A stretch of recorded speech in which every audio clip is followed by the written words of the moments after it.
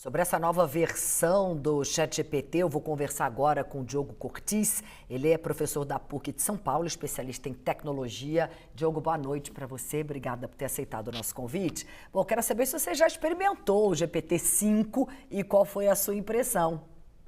Já experimentei, então, desde da manhã, porque começou a ser disponibilizado aos poucos, né? Eu recebi o acesso pela manhã, já fiz vários testes, e de fato, assim, ele é um modelo que tem um melhor desempenho, ele é mais rápido, ele é mais veloz, ele traz respostas muitas vezes mais assertivas do tema que você está pesquisando, e ele é especialmente bom para uma questão que a OpenAI, né, que é a dona do ChatGPT, ela não era tão boa assim em relação aos seus concorrentes, que é a geração de código.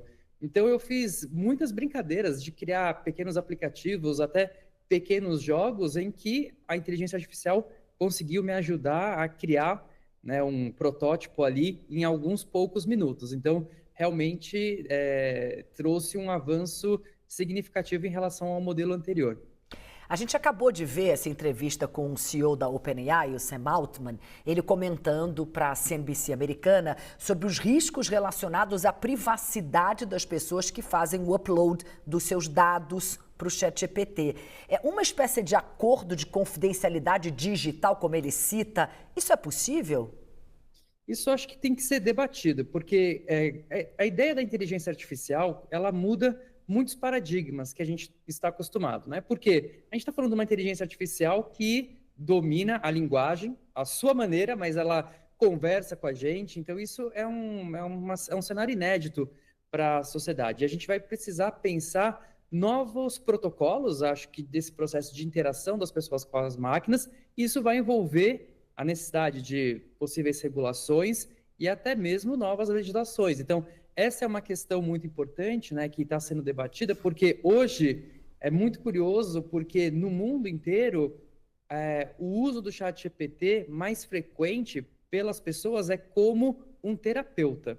E isso traz uma série de questões, né, tanto éticas quanto do ponto de vista científico, mas também da privacidade. Porque hoje, se você conversa com o seu profissional de saúde, você tem a confidencialidade, né?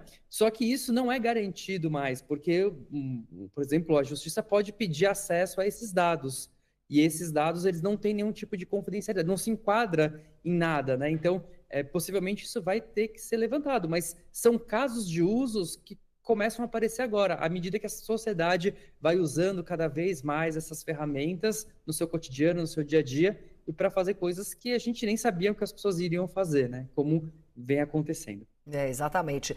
Você é a favor de uma regulação, então? É porque esse é um grande debate, né? Uhum. Até que ponto a regulação tem que ir para não evitar de que a gente consiga, de fato, um avanço com a inteligência artificial, mas, por outro lado, não dá para não ter regulação nenhuma, porque o que a gente pode ver é ainda pior do que já está acontecendo. Essa questão da regulação a gente tem que pensar que é justamente uma perspectiva de trazer regras para um jogo. E só vai ser bom ou ruim dependendo do desenho de uma regulação. Porque a gente escuta muito falar que uma possível regulação ela pode ser um freio para o processo de inovação, principalmente no Brasil, né? Ou como está acontecendo na União Europeia também, que já tem, né, um marco regulatório aprovado. E isso vai depender muito de como a gente vai começar a desenhar quais são os deveres, né, que essas empresas que desenvolvem têm e quais são os direitos das pessoas. Então, se a gente tiver uma regulação muito restritiva, sim, a gente pode dificultar o processo de inovação, especialmente, por exemplo, no Brasil, para as startups, para pequenas empresas que estão começando o seu negócio, porque elas têm um poder de compliance, né, de estar de acordo com essa legislação, que muitas vezes é bem menor se comparado com as big techs. Então, Limita a inovação, acaba limitando o crescimento dessas startups, por exemplo, para usar o que você trouxe aqui como exemplo.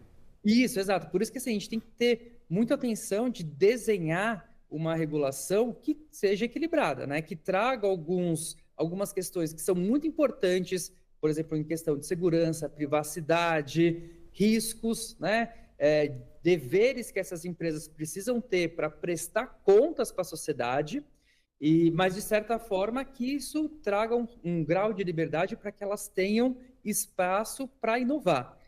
E eu acho importante a gente desmistificar isso, porque também tem essa mensagem de que a regulação é sempre inimiga da inovação.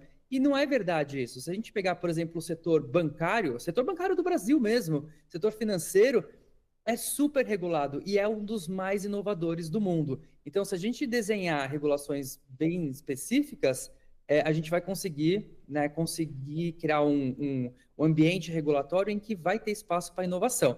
Agora, o desafio é justamente encontrar esses pontos, esses contornos, para que a gente não sufoque, principalmente as pequenas e médias empresas no Brasil.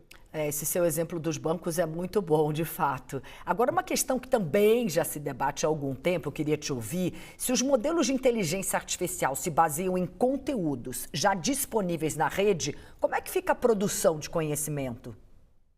Bom, essa é a questão que está todo mundo tentando entender e debater, né? Então, principalmente na área acadêmica, porque quando a gente olha, por exemplo, para a ciência é justamente o processo de gerar novos conhecimentos.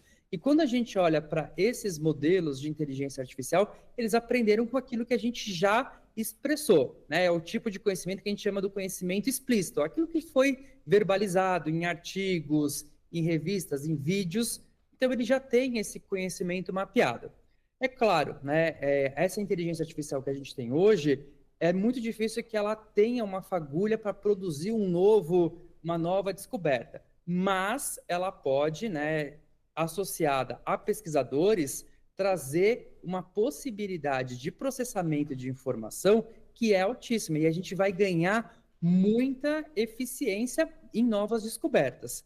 E aí eu estou falando dessa limitação que é especialmente desse tipo de chatbots, né? Mas a gente tem outros tipos de inteligência artificiais que trabalham com outros tipos de aprendizado, né? Que a gente chama de aprendizado por reforço, em que a máquina ela depende menos do conhecimento humano e ela aprende a partir de interações. Então, ela pega e faz simulações que um humano ou a humanidade como um todo jamais conseguiria fazer. Então, ela vai gerando novas descobertas, como é o caso do AlphaFold, né, que trabalha com essas dobras de proteínas e consegue resultados assim em 2 anos, o que a humanidade demoraria 100, 200 anos. Então, a gente também consegue associar a inteligência artificial nesse processo de geração de conhecimento. O problema é se a gente ficar só replicando conteúdos que são feitos pela inteligência artificial. E aí eu acho que o maior risco não é a inteligência artificial em si, mas aí está na preguiça humana, né? Então, se a gente ficar só pedindo para a inteligência artificial gerar artigos, gerar coisas, a gente vai criar uma quantidade absurda de artigos científicos, mas que não vai ter um valor de novidade, de ineditismo ali de conhecimento. Exatamente, já tem até estudo sobre isso, né? A questão da cognição, se você começa ali pela IA de cara. Diogo, muito obrigada, adorei, um prazer te receber aqui, volte mais vezes. Obrigado, boa noite. Boa noite.